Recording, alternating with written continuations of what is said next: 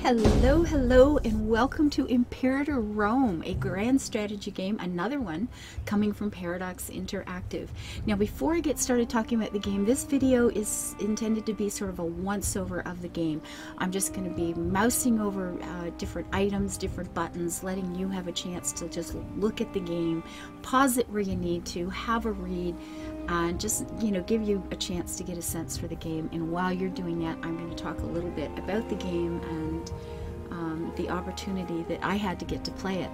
So a while back, I was invited by Paradox Interactive to attend an amazing event in the beautiful city of Bath, England, along with a few media people and a few big YouTubers like Quill18, who are very much, these guys were grand strategy players. I am not. I certainly am not a grand strategy player by any means. I do love the games. I'm shite at them, but I'm gonna get there, okay? It's okay, I will get there.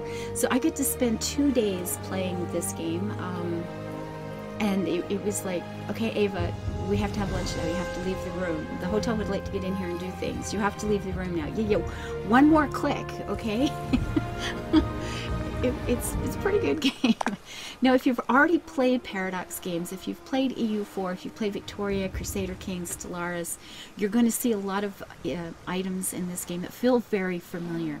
I'll be honest, it feels like they've taken the very best parts of all of those games, popped them in here, improved upon them for the most part, and then have added, of course, a whole pile of new things and new stories and new wonderful bits and bobs that just make it very much a brand new game of its own right, but with a lot of those things that we're going to feel familiar and that you're going to understand right away. Now, if you don't play grand strategy games, and you thought you might want to, they can be a little intimidating. I mean, what is a grand strategy game? Well, it's about, oh God, it's about everything. So you've got a nation. You are looking to grow your nation, to protect your nation. You're going to be developing economic resources. You're going to be developing manpower so you can keep a standing army or navy functioning for protection. You're going to be dealing with moral resources. You want your people to be happy. You want to have their loyalty. You want them to be willing to do the things that you want them to do.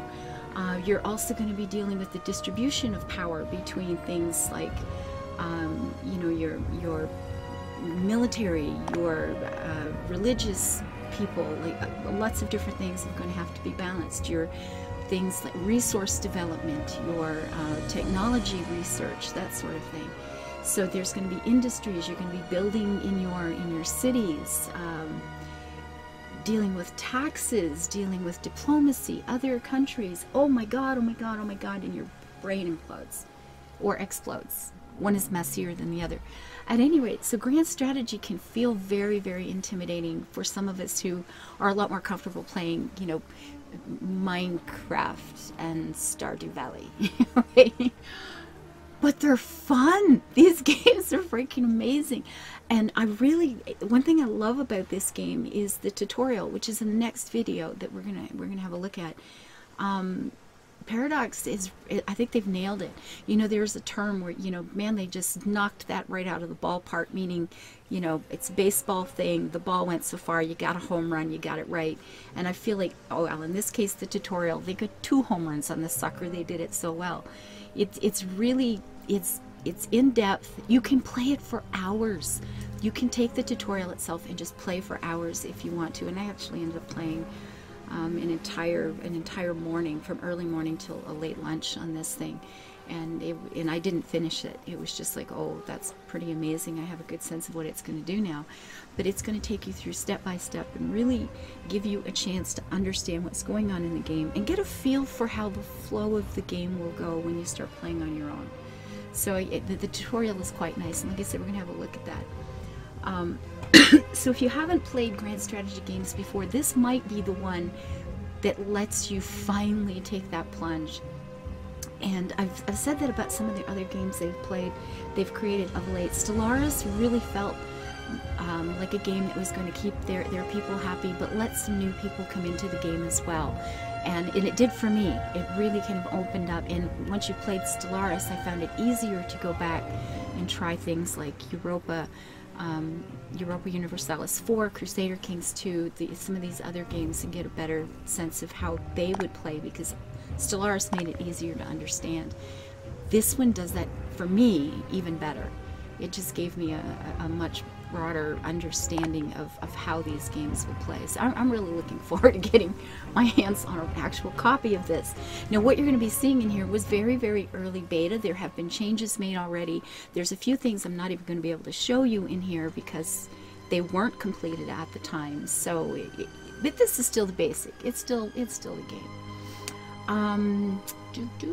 Let's see, some of the notable things I liked about the game. Well, first of all, the interface. I mean, look at this game. It is beautiful. You don't have those teeny tiny little bitty buttons that you play a game for 50 hours before you even notice anymore. Things are big and clear. It's got this beautiful background.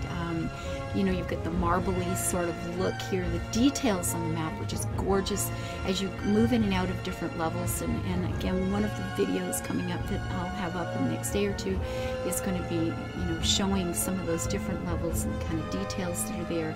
The tutorial is good. I've mentioned that already. The range of difficulty is great. If you are an experienced grand strategy player, I don't think you're going to be lacking for challenge. Let's put it that way. If you are newer to these games, as I am myself, there are well, the tutorial, of course, which will take you through Rome, which you can play for ages and ages, is going to let you feel like you've done something. Macedon was a really nice country to start with. You know, at the time you start playing it, they're relatively powerful. People like them. You've got time to not worry about being attacked and obliterated in the first 10 minutes, while you kind of learn the game and learn the other bits of playing the game, like running your country. The characters and personalities in this game are amazing, and as you're going through this video and the next, you're going to see a lot of different portraits, a lot of different people, and they have families as well. So you have different groups of people that have family loyalties. They're going to be, you know, creating prestige for their family, or not, you know, if they're one of the black sheep in the family. The characters, your generals, that sort of thing, they're going to have their own loyalties. They'll be part of their own factions. They're going to have their own points of view, and you start to feel like you're really dealing with people more than just another same old icon. God, excuse me. And I found it really interesting that one of the changes that have been made to the game since when I got to play it was that these families now, if you conquer a country, you can allow the families to become Romans, which is what the Romans did. They'd go out, conquer somebody, and say, okay, you're all citizens now, lucky you. So the game is sort of doing, you know, taking that element and making it part of the game. It's kind of cool. The trade system in here is just getting deeper and deeper as they go along. There's a lot going on with that. I'll be talking about that a little bit more as well. The pop-up events that you're going to see, if you've played Crusader Kings 2, you're going to know exactly what that is. And if you haven't, what you're going to be going along playing the game, and this window is going to pop up and say this and this and this just happened. Someone just got ill. Someone just got well, someone's got pregnant, someone is spreading rumors about you in jail. Oh, gasp. So there's going to be these random events that come up that just, you know, you think you're going along the path and you think you're doing pretty good, and all of a sudden you have an oh shit moment. It's like, well, you know, things happen.